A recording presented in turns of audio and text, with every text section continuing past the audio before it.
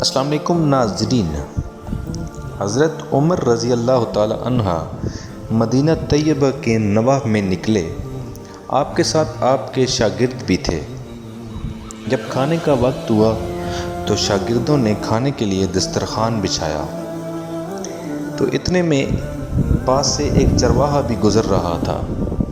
اس نے حضرت عمر رضی اللہ تعالیٰ عنہ کو سلام کیا تو حضرت عمر رضی اللہ تعالیٰ نے کہا، آؤ بھائی تم بھی کھانے میں شریک ہو جاؤ۔ اس نے کہا، نہیں میں نہیں آ سکتا۔ تو حضرت عمر نے پوچھا، کیوں بھائی تم کیوں نہیں آ سکتے؟ تو اس نے کہا، میرا روزہ ہے۔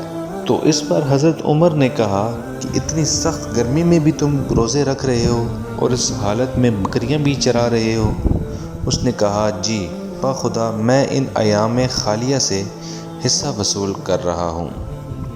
حضرت عمر رضی اللہ عنہ نے اس کا امتحان لینے کے لیے اس سے فرمایا کہ ایسا کرو، ان بکریوں میں سے ایک بکری ہمارے ہاتھ فروخت کر دو، ہم تمہیں اس کی قیمت بھی دیں گے اور گوشت بھی دیں گے، اس گوشت سے تم روزہ افطار کر لینا۔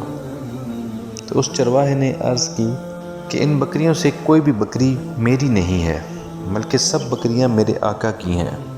تو حضرت عمر نے کہا کہ اگر تمہارے آقا کو ایک بکری کا کیا پتہ چلے گا اتنی بکریوں میں سے؟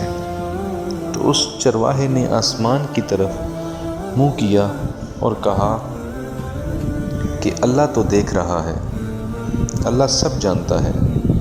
یہ بات سن کر عمر رضی اللہ تعالیٰ عنہ کو اس کی بات بہت زیادہ پسند آئی۔ ان پر ایک عجیب سی کیفیت طاری ہو گئی۔ حضرت نافع رحمۃ اللہ علیہ فرماتے ہیں کہ جب آپ مدینہ طیبہ واپس تشریف لائے تو آپ نے اس چرواہے کی آقا سے وہ ساری بکریاں خرید لی اور پھر اس چرواہے کو دے دی۔